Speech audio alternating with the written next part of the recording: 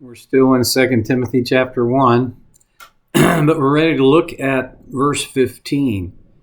You know that everyone in the province of Asia has deserted me, including Phygellus and Hermogenes. Greek names are sometimes hard to pronounce. And then he goes on in verse 16, may the Lord show mercy to the household of Onesiphorus, because he often refreshed me and was not ashamed of my chains. He goes on now, but all right, let's jump back. You know that everyone in the province of Asia has deserted me.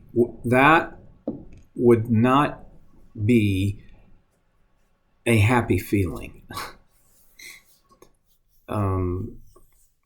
Have you ever felt like you'd been deserted? You've been abandoned?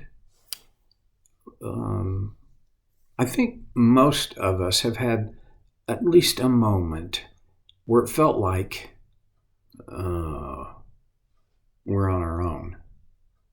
There's no visible support. And in fact, not only is the support not visible, it doesn't exist. It went away. Lots of negative feelings and negative emotional messages get played in our minds when that happens. One of the messages I'm familiar with in my own life, and as I've worked with people in my counseling, it comes up often, is that if I was better, they wouldn't have deserted me. Or I don't deserve to have their support. I don't think Paul had any of those messages.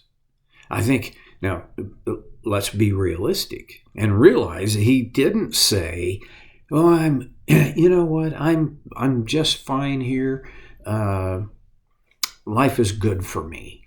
No, he's being realistic. I mean, and he's bringing a report to Timothy.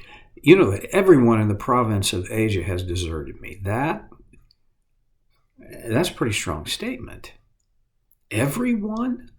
Every once in a while, it feels like everyone is facing the other direction. Everyone is gone. Felt that way to Paul. Now,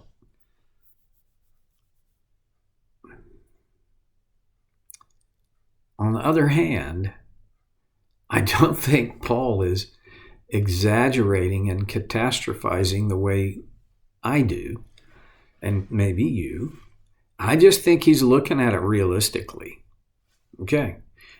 Well, then he goes on and he talks about two guys, Phygellus and Hermogenes, that he specifically singles out as having abandoned him, having deserted him. Really, we don't know. I can say for me, I don't know anything more about these two guys. If Paul singled them out as having deserted him, then I'm going to guess that at some point in time, previous to their desertion,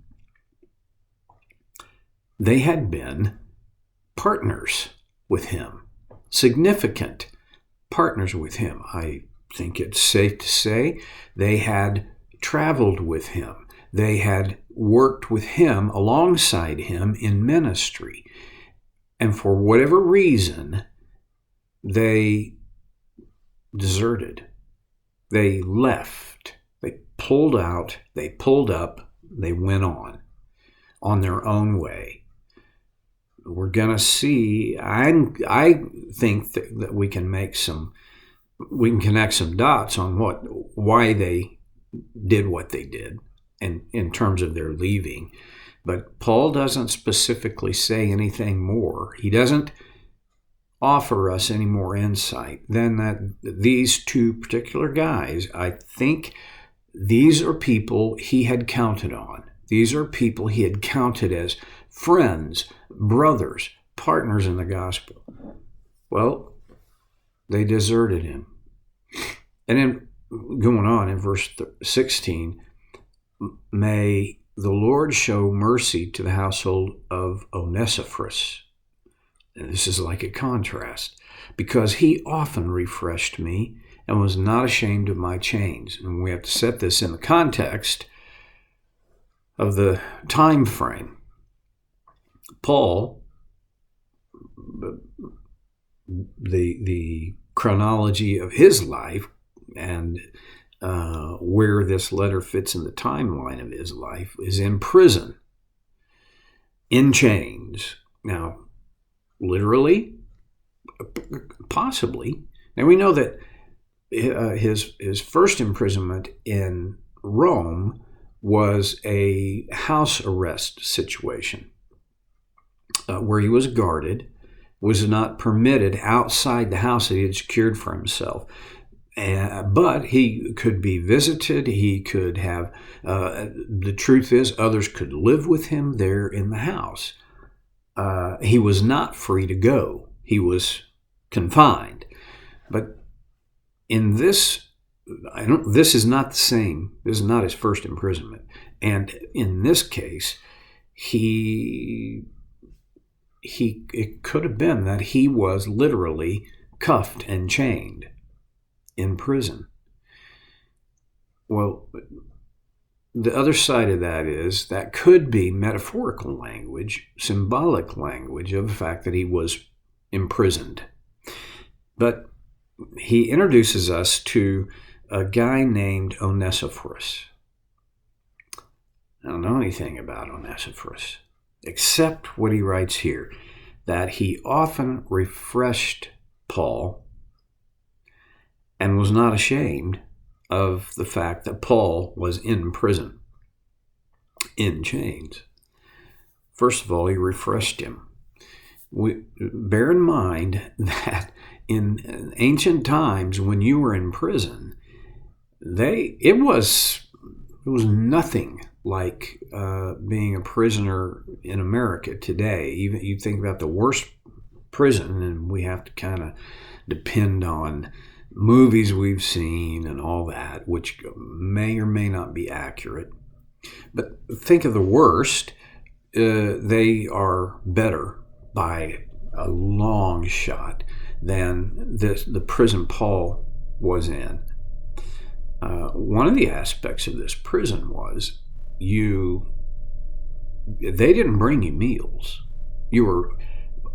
They might, throw in bread crusts or the scrapings left on plates. It was like essentially, and I know this sounds like a huge exaggeration, but it really was what you would feed the barnyard animals, unless friends or family brought you food. I think that's one of the things Onesiphorus did for Paul. He often refreshed Paul. He brought him food, did what he could to address Paul's physical needs, but beyond that, he refreshed Paul because of their friendship. I've had this happen, I know you have. When you encounter a friend and they refresh your soul, they refresh your spirit. I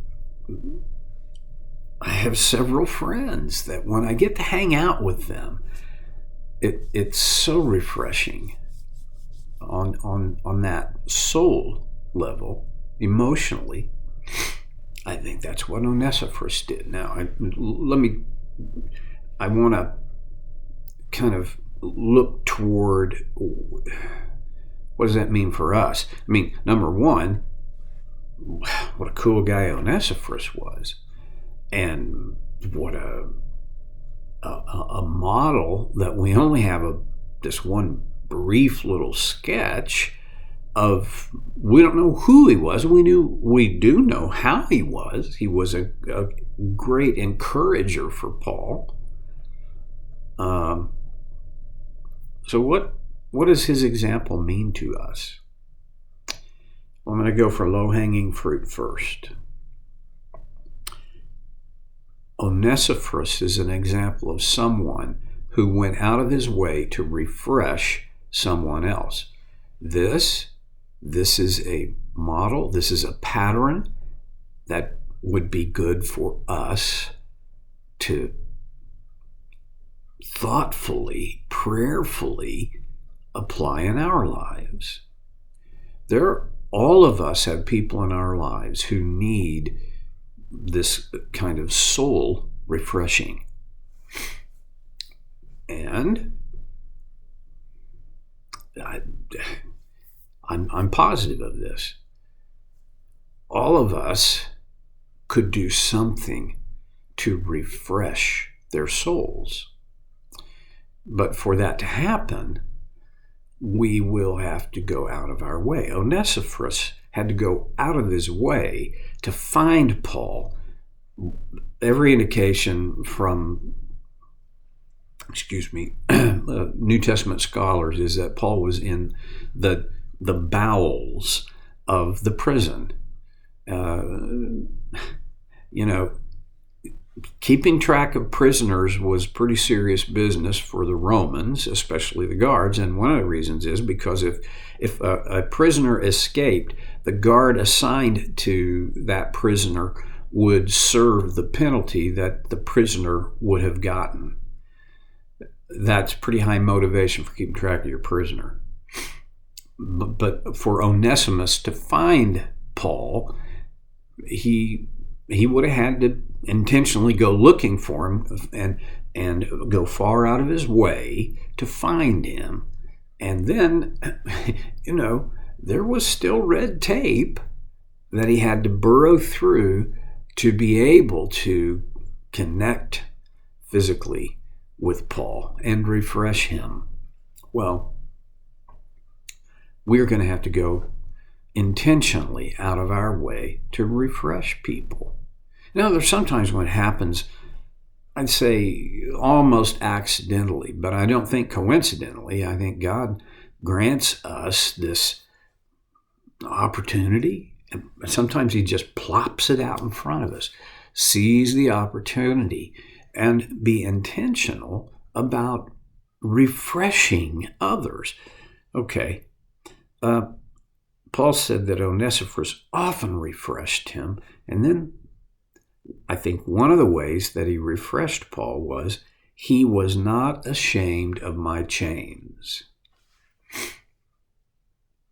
That's a message. Paul got this message from Onesiphorus. And the message is simply, I'm not embarrassed by having you here. I'm not embarrassed. Your chains don't embarrass me. Your situation doesn't embarrass me. That's a big message. And have you ever had a sense that you are embarrassed about where you are and how your life is? And I have. And when people I care about and who care about me don't share that same embarrassment, that is absolutely refreshing. Well, what are you going to do? Well, I think what I want to do is be like Onesiphorus. I want to be the source of encouragement and refreshment. I'm going to recommend you try that too. See you next time on Soul Care with Stevie Boy.